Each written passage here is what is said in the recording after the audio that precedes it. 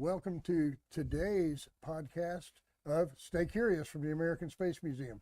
My name is Bart Martindale, and I am the guest host today, and it's my privilege to introduce my guest, Astronaut Ron Garan. Thank you, Ron, for being here. Oh, it's my pleasure, Bart. He is a veteran of STS-124 and Expedition 2728 on the International Space Station. Now, I'm going to just bring up some topics, and Ron is going to talk today. All right. I'm going to be sort of in the background. Now, you spent 177 days in space. That's a long time. And I want you to talk about that in a little while. I want to mention a few things up front that we'll talk about later. Ron has written 3 books. He's a public speaker, but he's also an author. He's written 3 books, one called Floating in Darkness, one called Orbital Perspective, and then the new one just released today. Yeah. And it's a children's book. What's the name of it? Railroad to the Moon. Railroad to the Moon. Sounds like a great book. He's also the founder of something called Mana Energy Foundation, and we're going to talk about that later. To start, I want you to give us a little bit of background. Your ambitions when you were young, where you went to school, where you graduated. Sure. Floor's open. Okay. All right. Well, I have a similar story to a lot of astronauts my age, where I was inspired to become an astronaut on July 20th, 1969. You know, as a small boy, along with millions and millions of people around the world, I watched those first footsteps on the moon. And, you know, I don't think I would have been able to put it in these words at the time, but at some level I realized that we had just become a different species. We were a species no longer confined to our planet. Right. And I wanted to be a part of that group of explorers that had the opportunity to step off our planet and look back upon ourselves. And that dream came true about 4 decades later when I launched to space on Space Shuttle Discovery along with the crew of STS-124 on my first mission. And I took the traditional path, I guess, to becoming an astronaut. I joined the military. I became a military fighter pilot and then a test pilot, and then I was selected from the ranks of test pilots to join the astronaut corps. STS-124 was my first mission. My second mission was Expedition 2728, where I flew to the International Space Station on board a Russian Soyuz spacecraft. We're going to talk about that. And had a long duration mission. Well, now, okay, were you selected in the first time you applied for the astronaut corps? I was no, it was the second time I applied. It was the first time I had an interview, though. The first time I applied, I was still in a Navy test pilot school. Oh, okay. I'm an Air Force. My career is in the Air Force, but I did an exchange tour and went to Navy test pilot school. So now you were selected as an astronaut in, was it 2000? 2000. 2000. Correct. All right. And I'm going to go over some career highlights. All right. If you don't mind. Not at all. You can talk as much or as little as you like about those. The first one that I was given, and I wasn't aware that you were part of this project. I was aware of some other folks that were.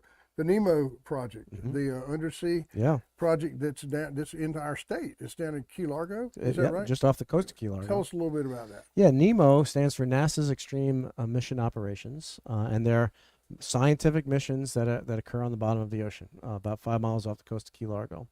And I was on the crew of NEMO 9, along with Canadian astronaut Dave Williams and Nicole Stott, American astronaut, who's also the mother of my godson, and Tim Broderick, who's a physician, along with our HAB techs. So there were 6 of us on board, and we spent 3 weeks living and working on the bottom of the ocean.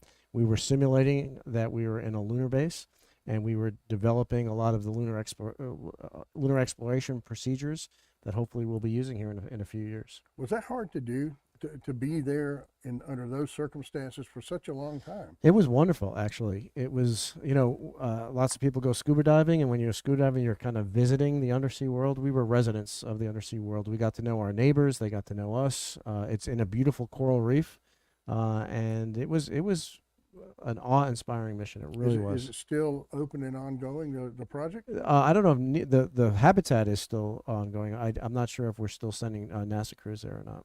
Okay. All right. So 2000, that was in 2006. Yes. All right. 2000, your astronaut selection. 2006, the NEMO project. Then in 2007, you created something called Mana Energy. Mana Energy Foundation. Tell us about that. So Mana Energy Foundation was founded out of a desire to help promote renewable energy. That was it initially, but it evolved to become a social enterprise incubator. And so we incubated a number of different efforts. The first thing that we incubated was a company called Mana Energy Limited, and Nicole Stott and her husband Chris were involved with that as well. And Mana Energy Limited provided clean water to the developing world, and the innovation was in how we funded it. And so we became the first organization in the world to earn a carbon credit through the purification of water. Oh. And through that mechanism, and with a partner organization, we were able to provide clean water to about 4.5 million people in Kenya, about 2 million people in Rwanda, and those projects are still ongoing. And then we spun off a couple of other efforts to do other things as well. So That is an amazing feat. Okay, jump to 2008, and we're looking at STS-124. Mm-hmm. You want to talk? Can I hold this up? That's a good-looking crew. And I'm going to hold this up, and I'm going to hold this up. This is the mission patch. Do I have it right? Yes. You might see it on his. Where is it? Where is it? I got to find it. There it is. There it is. Tell us about your crew. Tell us about your flight, and tell us about the entire experience. I don't think I could have handpicked a better crew to fly my first space mission with. There were 7 of us. 5 of the 7 of us had never flown in space before. So that's a lot of rookies on one flight. But it was a very, very challenging mission. We brought up and installed the Japanese laboratory to the space station. On that mission, I had the opportunity to do 3 spacewalks. With my and I've done 4 spacewalks in my life. There There we go.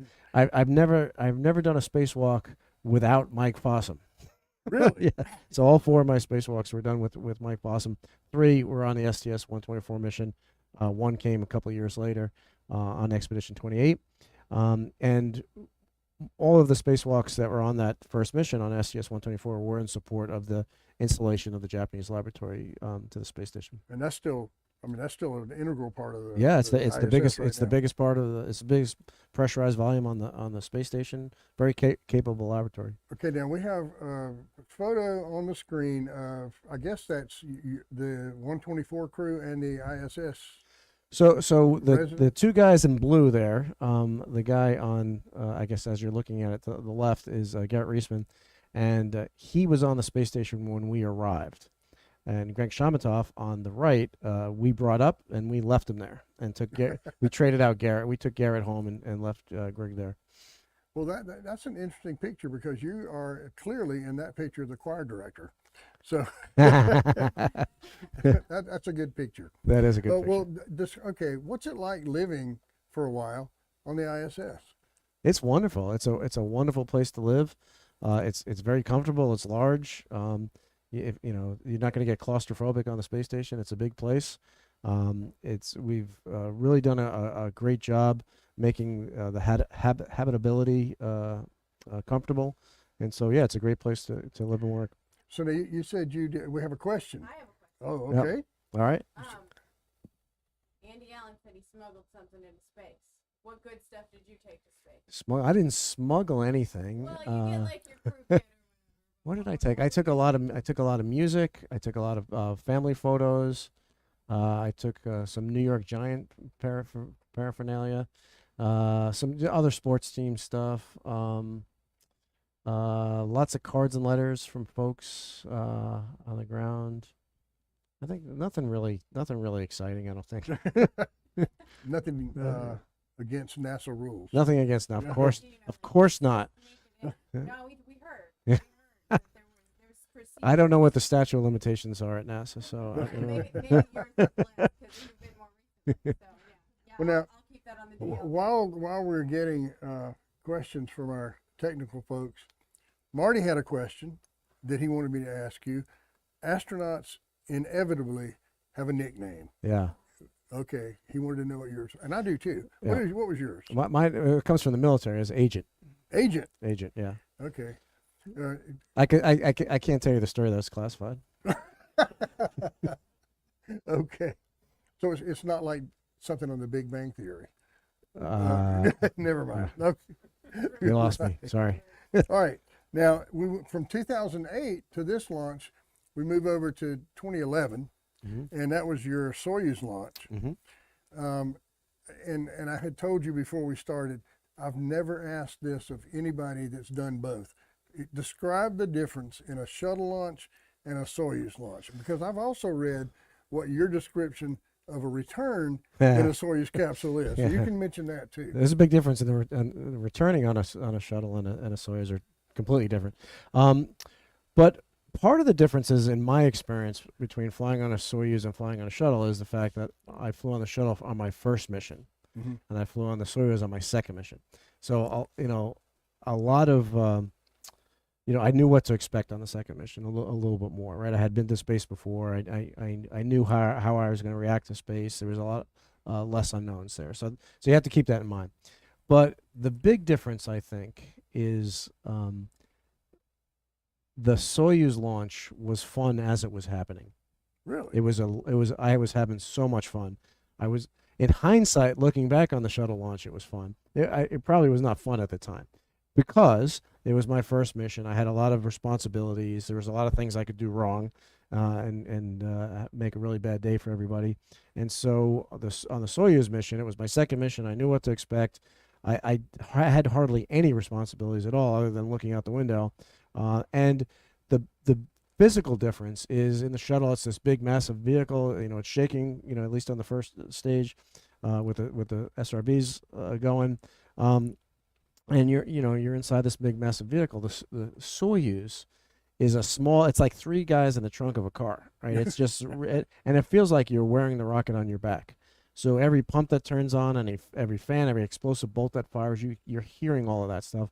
And I remember the movie Apollo 13, and this is one of my favorite movies. And there's a scene in Apollo 13 where they stage, right? And the first stage engines kick off, and they all get thrusted forward, right up into the control panel. And then the second stage engines light, and they all get slammed back into their seat with a thud, right? That's exactly what happened on the Soyuz. And I started laughing because I couldn't believe it. I was like, well, the movie got it exactly right. But that you're slamming back into your seat because you're accelerating, and you're really going somewhere. And in both vehicles, on the shuttle and the Soyuz, you really feel that acceleration. And I think that's some of the big differences between the two. Does the Soyuz feel faster? It might. The launch. That's actually a good question because it might feel faster just for the fact that it's so much smaller. But in reality, it's not faster. It might feel faster, but it's not. It's going the same. They're both going to 17,500 miles an hour in about the same amount of time. Right. So. Well, I mean, and the description that. Yes, ma'am. Well. and the description that I've heard many times is the difference in a shuttle launch and like a Saturn V launch, because that was a much slower. I mean, it took them a little while to get that beast off the ground and into orbit. Yeah, well, the shuttle launch, one of the things that surprised me on the shuttle launch was when you watch a shuttle launch, they say 0 and liftoff, and you see this white billowing smoke going out, and then eventually you see this rocket coming up out of the smoke, and it looks like it's just lumbering, barely making it out of the smoke. What it feels like is you're on a giant slingshot and somebody just released it. Really? You jump off the pad, and it's the same thing for the Soyuz too. So it's different than what it looks like from miles away. Okay. Now your description of re-entry. Right. Well, you can also mention the shuttle reentry, because that's a sort of a harrowing experience too, I would think. Well, the shuttle reentry, one of the things that's really obvious is that when you start to hit the atmosphere, you start to see the plasma, you start to see the glow, the cockpit starts to glow, and you realize that it's really, really hot right outside. But when we get onto the ground, it's like, are we down? I think we're down. We might be down. So it's it's really. Depending on who's landing, it's usually a very, very smooth touchdown. The Soyuz is a little bit more dynamic than that.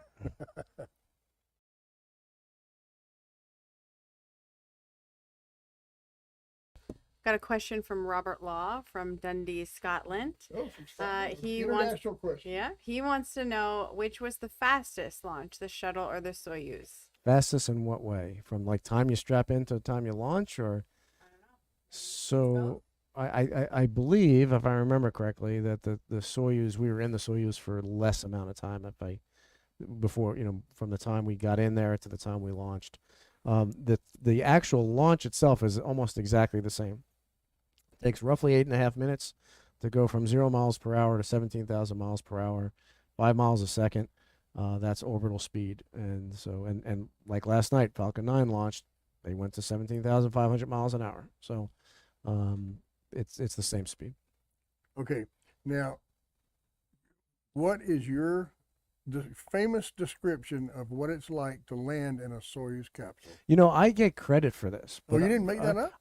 So what you're referring to is like going over Niagara Falls in a barrel on fire, right? And when I was getting ready to come back after my 6-month mission, I was talking to Scott Kelly on the IP phone we have. We have a phone, and because he was gonna, since I had never come back before in a Soyuz, he was 6 months before me.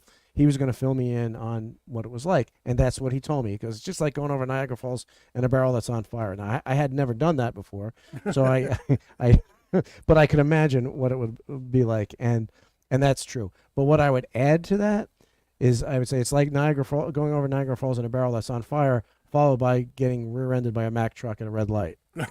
So it's rough. Okay, we have another question. In here, big voice. Mike? If you want to. Ron, thank you for doing this today and your coverage yesterday. So you just had the picture up of the cupola. Tell us about the cupola. What did you do there? I know what you do, but tell the audience what you do there and how spectacular that is. And they've got a cupola on this Crew Dragon mission too. Right. So talk about that, please. Yeah, the cupola is in Node 3, which has our exercise equipment, the treadmill. It has the bathroom. It has the ARID where we work out. And it's a windowed observatory on usually the bottom of the Earth-facing side of the space station. So it's an absolutely wonderful place. You could put you could put 6 or 7 people inside the cupola, all looking out at the same time. It's not like one of those Mercury capsules. No, it's Heard that before, that you could put that. Yeah, we have for different events we've crammed in there, and it's really marvelous. And what's interesting is like I said, the weightlifting equipment is right there. So the weightlifting equipment is like on the deck. Well, it's opposite where the cupola is. And so I remember once. You have all kinds of music that you listen to, and music is a wonderful tie back to Earth. It's a tie back to the natural world, right? Because the space station is a very sterile, very artificial environment. All you hear is pumps and fans. So it's nice to listen to music. And I like to listen to all different kinds of music because it was just, a cultural thing. And so for whatever reason, I was working out and I was listening to Celtic music. and I was bench pressing on the ARED machine. And as I'm bench pressing, listening to Celtic music, Ireland floats by in the window, and I was like, "Oh, this is pretty cool." And so the cupola on the Dragon capsule, which is the first time it's ever flown, was last night. The difference is it's one piece of glass. So the cupola has a whole bunch of windows with frames that hold them together, and it's a bubble. And so I think you can barely fit 2 people in there, if they're not facing each other. I've done 4 spacewalks. I've never been in the cupola of the Dragon, but I imagine it probably it feels like you're on a spacewalk when you stick your head up in there. I would imagine. I get a follow up. Talk about did you use a robotic arm to grab a Cygnus or a cargo Dragon at that time? We never captured everything. We've all trained to do that. It's quite an adventure. We did use the arm on various. We were there when the last 2 shuttle missions came up, and there was some robotics for that. My initial experience on the robotic arm was being clamped to it, and being flown through different maneuvers on the arm. Did you have a specific question about the arm, or? I just wanted to know if you operated how that works. Yeah, I have operated both the space station's arm and the arm that's part of the Japanese laboratory. And it's a marvelous machine. Both of them are marvelous machines that are fairly user friendly and really do the job. What about the training? The training is almost exclusively simulators that we use. We also have a full-scale mock-up in the NBL, the Neutral Buoyancy Laboratory, which we fly from the control rooms up there with astronauts clamped to the arms underwater. Yeah, it's a really good training program. You feel like you've done it before when you have it once you get there to space. Did you feel when they were maneuvering you on the arm? Yeah. Do you feel that at all during your spacewalk? When you start and when you stop.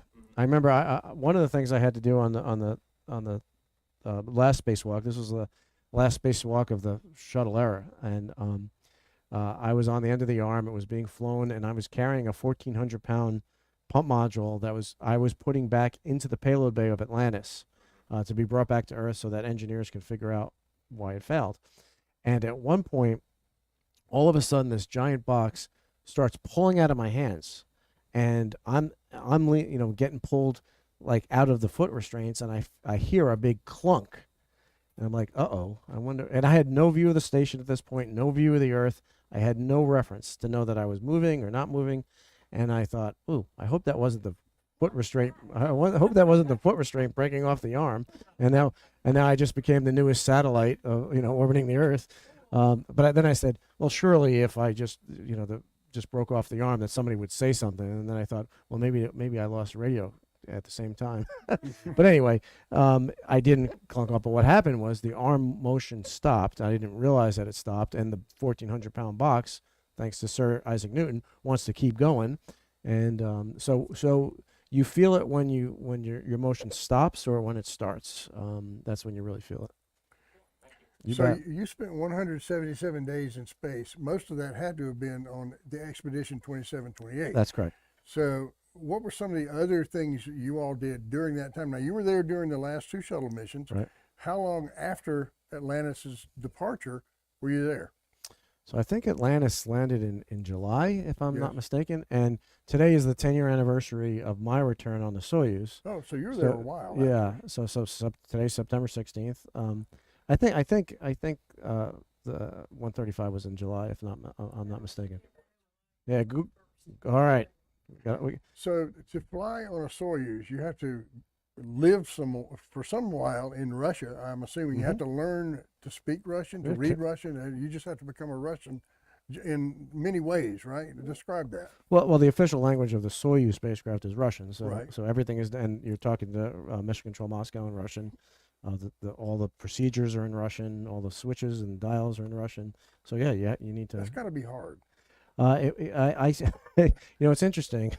I just came back from France, and I met this little girl there that was like maybe 3 years old, and she speaks 3 languages. Right. Wow.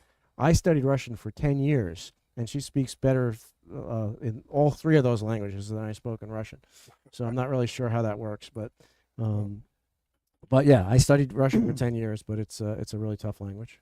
Okay, now the next thing I have for your career milestones, Okay. 2013, All right. U.S. Agency for International Development. Mhm. Now, have you retired as an astronaut at that time? No, I was on loan from NASA to Okay, USAID. tell us about that. So NASA has a program called Launch, or it did have a program called Launch, and Launch is a partnership between NASA, USAID, the U.S. State Department, and Nike, actually, and it picks a topic each year, whether it's water, energy, health, waste, and it brings in the top 10 innovators from around the world that are making a difference in that area. And I was involved with that program for a number of years with NASA, and I got to meet some of the leaders of the U.S. Agency for International Development there, including the head of the Science and Technology arm of it. And I had a project that I was working on called Unity Node. And in my work in sustainable development, in my work in the humanitarian sector, one of the things that I was really struck by was the lack of cooperation and the lack of collaboration even within that. So if different organizations are trying to do something like provide clean water, you would naturally think that that's their goal, so they should all work together on that goal. And I found that it was not the case. And a lot of the reason for that was just the inability to share information in a good way. So I wanted to come up with this idea, this basically data platform that humanitarian organizations could work together to share, and to cooperate and to collaborate better.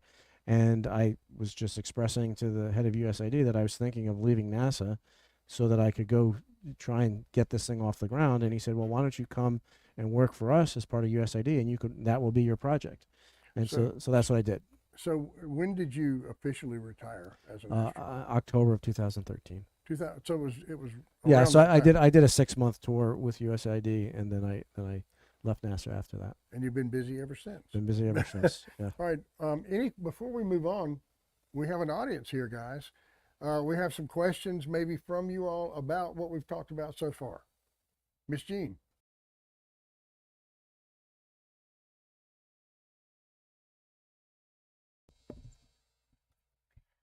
Okay, I'm pretty thrilled. I had a chance to meet Karen Nyberg, and the one thing that I love is we have the emphasis of science and math and space, and I'm really glad to see that we've switched to STEAM, emphasizing arts and creativity.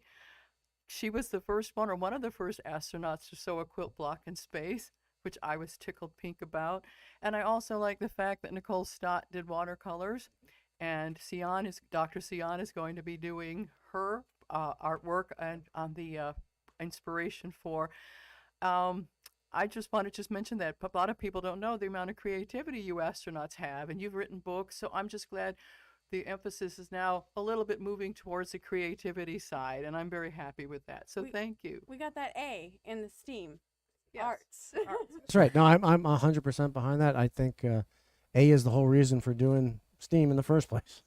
It's all connected and interdependent, and I think it's wonderful that we're putting that emphasis on it. Thank you, Jean. Any other questions from you guys? I could have a million questions. Am I loud enough? How about one? We'll repeat it. We'll repeat it. Okay. One is during your training for your Soyuz mission, and how do you think how different that was there, and how affected your family? Because I'm imagining that you had to spend some time in Russia. How did it affect your family, or how you felt during that training, being away from your family, if you were? So. Sure. In case you couldn't hear the question, the question is basically how was the training in Russia, and how did that training affect my family, because a lot of it was away. And so we trained about 2 years for my ISS mission on the International Space Station. About half of that time was out of the country. It wasn't just Russia, but it was also Japan and Europe. And there's a lot of pressure on the family life being gone that much, and plus you're changing time zones, and it really takes a toll on crews going back and forth constantly to train. The training itself in Russia was spectacular because they use the fidelity of some of the training equipment that they have there is just awesome. And I remember the first time I got to Star City and I went into the space station mock-up they have there. Now I had already been to the space station, so I knew what to expect. And I walked into the mock-up and I said, wow, they got everything right. They even got the smell right. It actually has the same type of, not that it's a bad smell. It's not a bad smell. It's just a distinct smell, because it's the real stuff. They use the real equipment, the real material, and everything in their mock-ups. And a lot of their mock-ups are actually vehicles that have flown, or maybe they were going to fly and they, for whatever reason, they didn't pass certification. Well, now I read that you actually launched in Russia from a very famous launch pad. I did, on a very famous milestone. So I was born in the year that Yuri Gagarin became the first human in space. Okay. And then 50 years later, almost to the day, from the very same launch pad that Yuri Gagarin launched from, I launched into space with a couple of Russian military officers on a spacecraft called Gagarin, and it was to honor the 50th anniversary. And that was an amazing night, because you have to realize that I spent the first 15 years of my adult life training to fight the Russians. I mean, I was a Cold War fighter pilot. I was stationed on the tip of the sword in the former West Germany before the fall of the Berlin Wall, and I fought in combat in another part of the world. And here I was at this previously top secret Soviet military installation with a couple of Russian military officers and I look up at the rocket and I see an American flag and a Russian flag side by side. That And is amazing. and Yep, that's a great story. Some comments on Facebook. Just some shout-outs. Go ahead. So Tori Valkrit says, great speaker and interesting history. You're awesome. Olivia Christina says, Ron is great. We got. These are all people that are in the room, though. Are they? I know, that's all right. That's all right. I told him to comment on Facebook because, you know, then it was easier for me to see rather than them trying to wave and get my attention. Maybe this is a good time to say hello to the people. On Yes, Facebook hello. and YouTube. Hello to the Facebook, Twitch. YouTube, and Twitch. Yes. Looks like we've got 9 viewers currently. I don't know if that's collective or not. Mark shouted out, said, all systems go. Good job, stay curious team. Thanks to Bart, and he's enjoying from downtown Nashville. Kimberly Martindale says, hi, Bart. And Tom UZX says, good show today with Ron Garan. Thank you. Okay, let's talk about your books. That Okay. is the most recent chapter in your life, I'm assuming. What was your first book? What year was it written?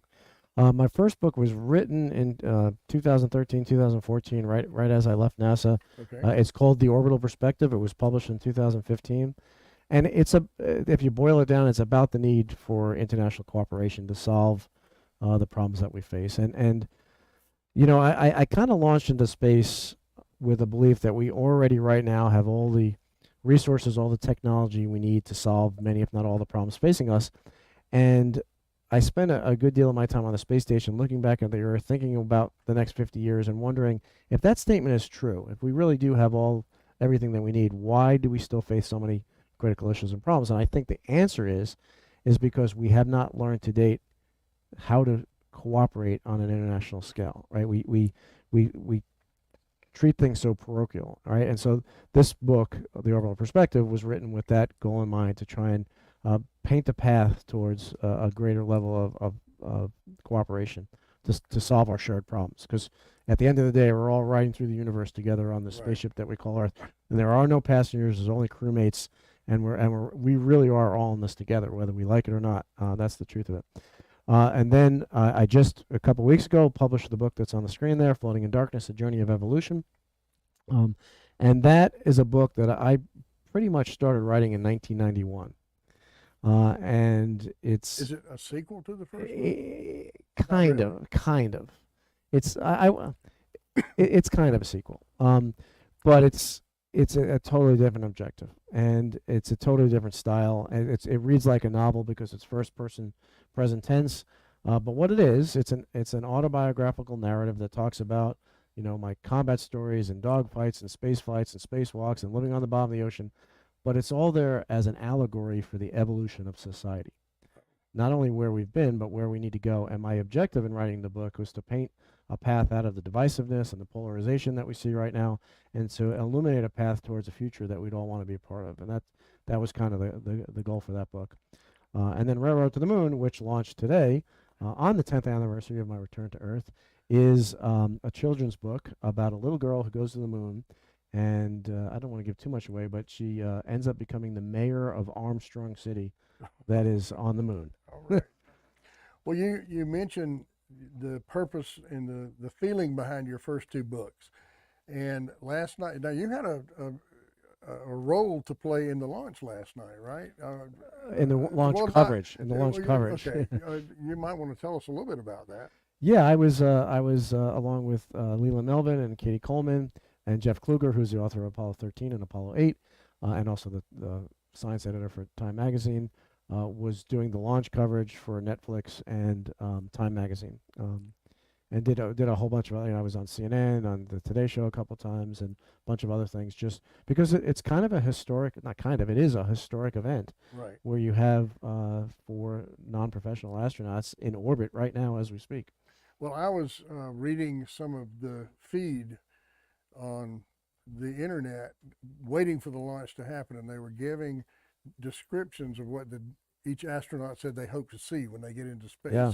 And I don't remember which one it was, to be honest, but I think it was one of the lady astronauts, and she said, I'm going to be looking for what I can't see, and that is boundaries, walls, and, you know, division between people. Right. And which I thought was a profound thing to say. Yeah.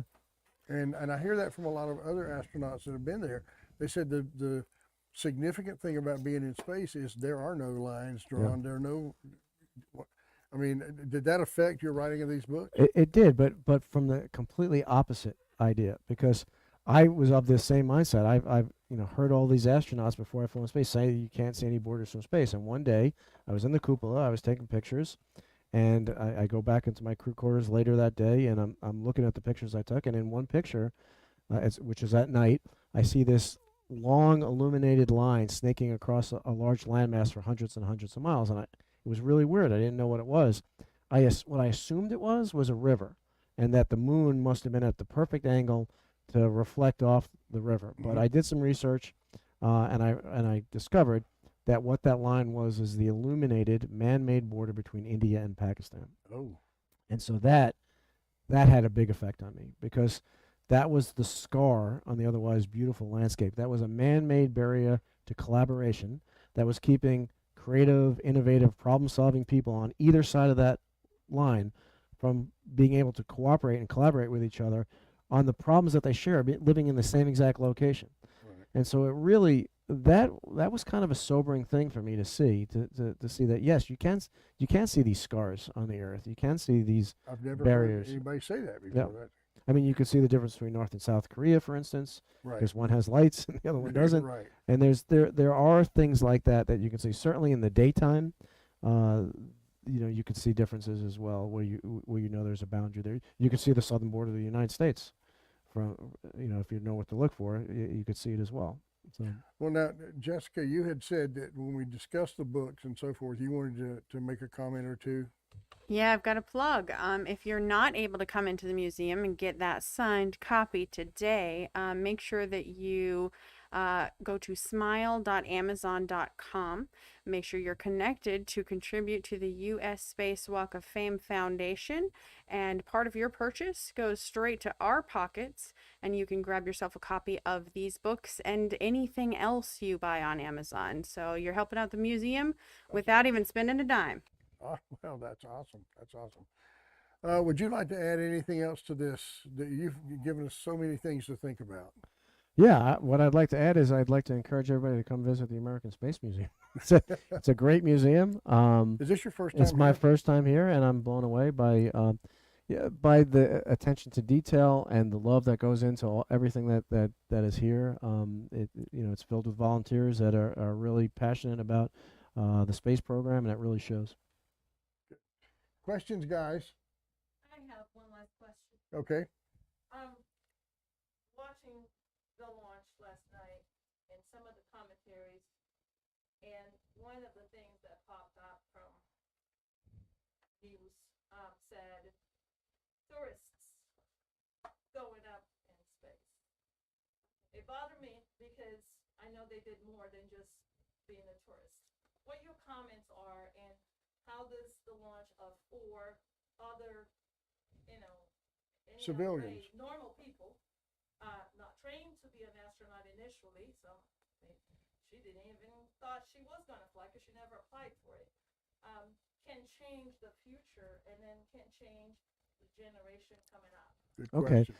So let me try and paraphrase. Yeah, paraphrase the question a little bit. So the question is, what is my opinion on people going up into space that are not professional astronauts? But I think the other part of the question is, can we classify the Inspiration 4 crew as space tourists? Or should we? And so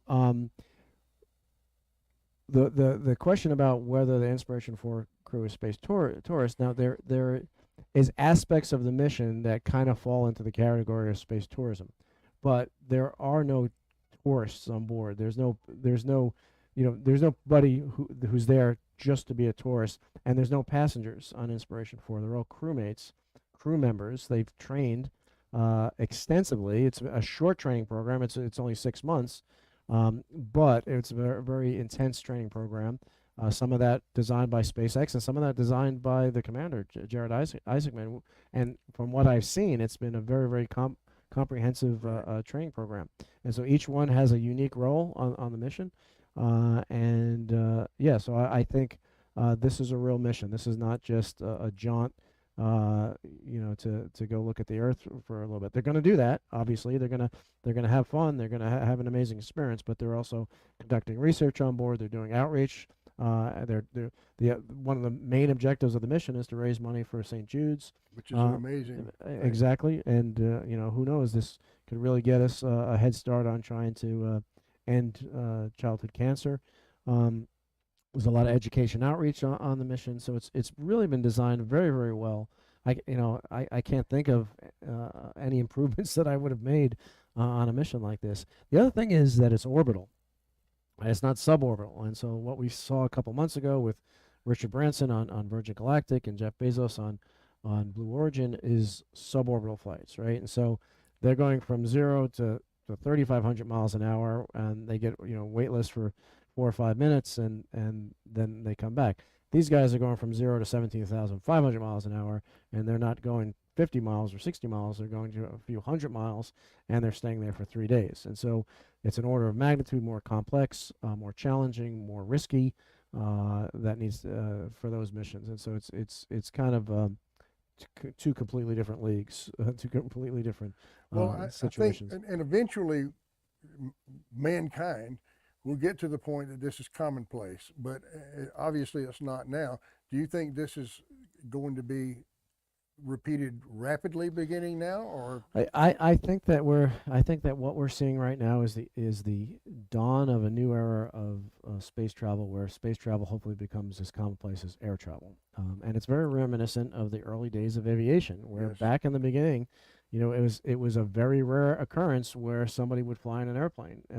It was the select few that got to do that, and there were tourists that did that too. They didn't call them tourists, but there were people that set down tons of money in those days to get a ride on an airplane, and that was a big media event when it happened. But now we don't think twice about getting on an airliner and flying anywhere in the world. And so I think what we're seeing are the baby steps that will lead to that next era. Well, any more questions? I want to give one more shot. Do we have any other questions online? Okay. Just some love. Well, I want to thank Ron again for being my guest here. Thank you, sir, My for pleasure, being Bart. here. It's been my honor. I want to mention the sponsorship of this place. This is a nonprofit organization. And if you'd like to be a sponsor of the American Space Museum, I think she's going to show you a picture of what that can look like. I don't think it's gonna work. That's You can okay. totally sponsor it. But you can sponsor this place, and it is a nonprofit organization, and your sponsorship helps keep the lights on and the doors open. So please be aware of that. I want to thank our technical folks here, Miss Jessica Galloway. Say hello and goodbye, Jessica. Marty Winkle, my cameraman, and my friend. And I want to thank again Ron. There we go. Stay curious. Oh, that's just the Stay Curious ad. Okay. And I want to say in the famous words of Marquette, we're here to bridge the space between us. Guys, thanks for watching. My name is Bart Martindale. For myself and for Ron, thank you for watching. Have a great rest of your day.